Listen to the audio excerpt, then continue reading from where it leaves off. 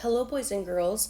Today we are going to review double-digit subtraction using the expanded form strategy.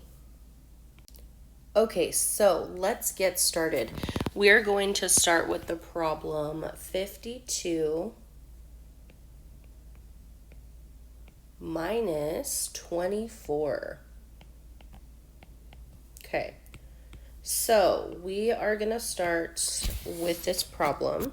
And the first thing I need to do is I need to write my numbers in expanded form, right? Because that's the strategy we're doing. So my first number is 52. So I'm going to write 50 plus 2.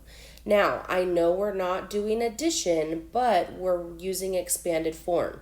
So that's why we're still writing the numbers with the addition symbol. So 50 plus 2, because that's how we would write our numbers in expanded form. Now we are doing subtraction. So then over here, I'm going to put the minus symbol and I'm going to circle it. So I know that I am doing subtraction. I don't get confused and think that I'm doing addition. My next number is 24, so I have 20 plus 4, okay? So now I need to solve for my ones place first. 2 minus 4. I know that I cannot take away 4 from 2 because I don't have enough. There's not enough there.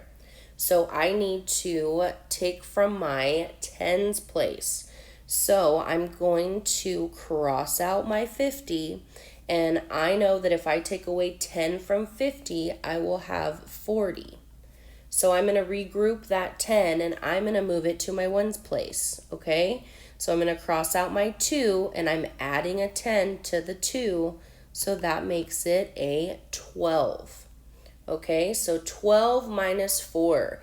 Now I can do this problem. So 12 minus 4 equals 8. Now I can solve for my tens place. 40 minus 20. Okay, so 40 minus 20 is 20. And I need to make sure I put my plus symbol. And I know that 20 plus 8 equals 28. So 52 minus 24 equals 28. That is my answer, okay?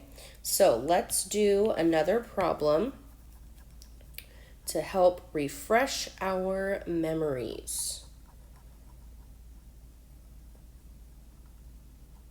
Okay, the next problem that we are going to do is going to be 73 minus 56.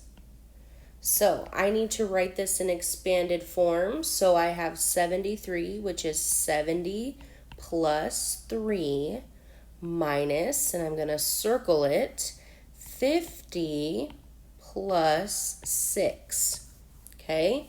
And I am solving in my ones place first. So 3 minus 6. I don't have enough for this one either. So I need to take from my tens. So I'm going to take from the 70. I'm going to cross out the 70, and I'm going to make that a 60. Then I'm going to take that 10 and I'm going to add it to my ones place. So instead of 3, I now have 13. So now I can take away 6, right? Because I have enough. So 13 minus 6. And I know that 13 minus 6 equals 7, okay? Then I have 60 minus 50. And 60 minus 50 equals 10. Okay, so now I need to add these numbers on the bottom together. So 10 plus 7, and I know that that equals 17. So my answer for this problem is 17. Okay, so let's review one more problem for you today. Okay, and I hope this helps refresh your memory and just kind of help you get started with your problems this week. All right, our next problem is 62 minus 16. Okay, so first things first, I write my numbers in expanded form. So I have 60 plus 2. And then I put my minus sign over here and I circle it. Let's see, 16. So I have 10 plus 6. Okay? So 2 minus 6. I can't do that, right? I don't have enough to take away the 6 from 2. So I'm going to cross out my 60. And I know if I take 10 away from 60 that I'm going to have 50. And I add that 10, I'm going to regroup that 10 into my ones place. So I'm going to cross out my 2, and I'm going to make it a 12. Okay, and 12 minus 6, I know that that equals 6. Okay, so then in my tens place, I have 50 minus 10. And I know that 50 minus 10 equals 40. So I have 40 plus 6. Okay, and I know that 40 plus 6 equals 46. So 62 minus 16 equals 46. And that is my answer for this problem.